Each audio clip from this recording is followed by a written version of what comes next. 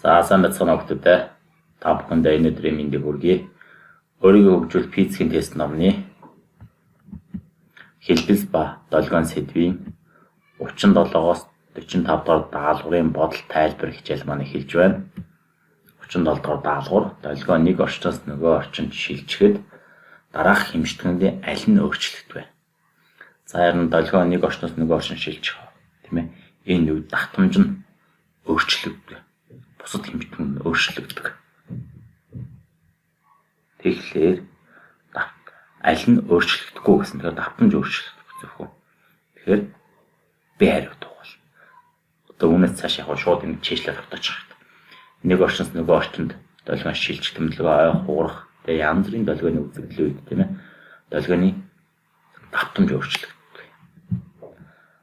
За 38. Долгионтой холбоотой дараах хэллэгүүдээс бурууг нь сонгоно гэж байгаа.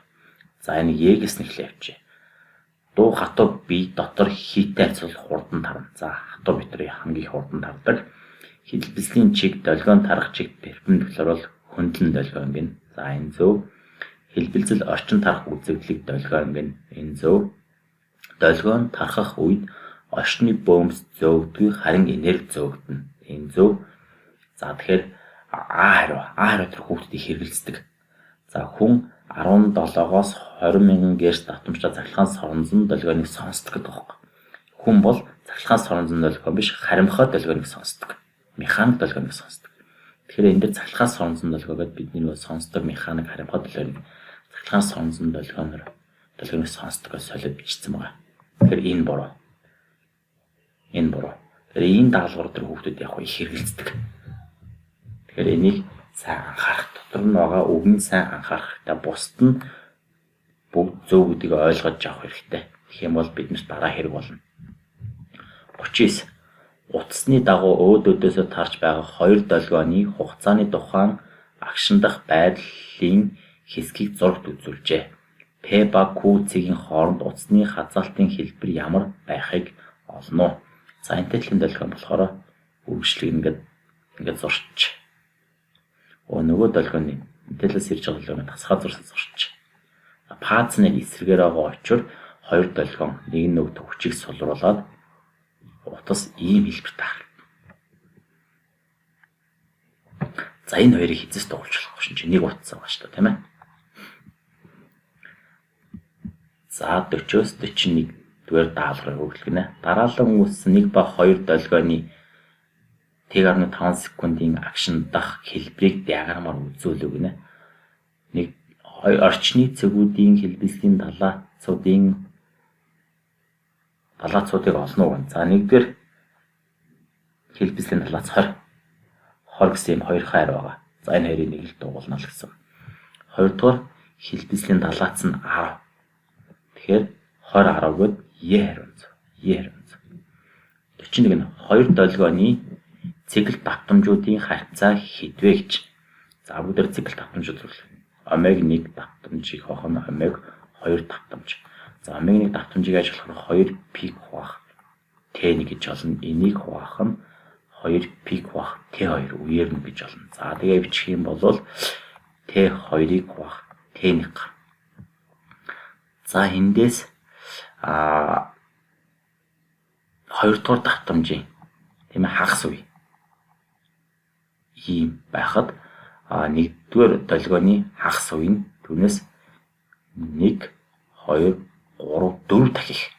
Тэгэхээр Т2-оо бүгдээрээ 1 гэх юм бол Т1 нь 4 дахих болчихно. Өөрөөр дөрвийн 1 буюу А. Энэ үеэр нь яг хот цикл давтамжийг олоод 2P-г хураагаад бодож байгаа шүү. 42 нь гэрэл ба дуутай холбоотой дараах хэллэгүүдээс бурууг нь олно гэж байгаа. За нүд бол гэрлийг хүлээн авч мэддэг эрхтэн. За энэ бол зөв. Нүднээс гарсан гэрэл гэдэг байхгүй. Өөр зүйл дээр ойгоод буцаж хүн ингэж хардаг. Нүднээс бол гэрэл гардаггүй. Тэгэхээр энэ буруу. За бид ганцхан Б-ийн бурууг дугуулаад байгаа ш. Бусд нь зөв гэдгийг мэдэж авах. Дараа бид нар тэр болно. Дууны үүсгэр хэлбэлцэл үүсгдэг. Мөн тийм ээ. Гэрэл дуунаас хурдан тардаг. Зөв. Гэрэл хоёр орчны зааг дээр тусаад анхныхаа орчин тарахыг ойх гинэ. За энэ зөв. Тэгээ нэг тестнээс зөвхөн бид нэг мэдж авах ш бусад зүйлүүдийг бас мэдж авах хэрэгтэй. 43. Дууны тухай дараах дүгнэлтүүдтэй санал нэг байвал тийм гэдгийг санал зөрж байвал үгүй гэдгийг сонгоно гинэ. Дууны үүсгэр хэлбэлс гэдэг тийм. За тийм гэсэн 3 хариу. Тэгэхээр C2 үг гэсэн энэ хэрэг эзэс төгөлчлөх. Тийм. За дууны чанга сулан давтамжтай холбоотой. Үгүй. Дууны чанга сул далаастай холбоотой. Тийм үгүй. Тийм ээ. Тэгэхээр гурлаа оюун дээн буруу болчлаа тийм ээ. Тийм болчлоо шүү дээ. Энэ нь үгүй болсон. Дууны долгионоор энерги зөөгдөн. Тийм. Энерги зөөгдөн. Тийм. За энэ хоёулаа тийм байна. Тийм. Дуун гэрэлтэй адил ойж шингэж бүртгэгдэн. Тийм.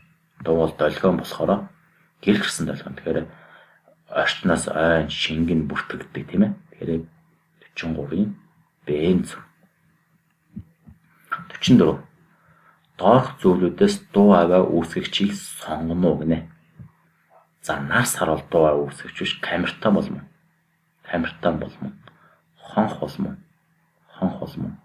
Чих бол дуу хүлээ авч ирэхт нэмэ. Нүд бол биш. Цураа бол ойсон дуу штэ. Микрофон ч нэг харимхай долгионыг дууны харимхай механик долгионыг тийм ээ. Цахилгаан соронзон долгион болгож төхөөрөмж.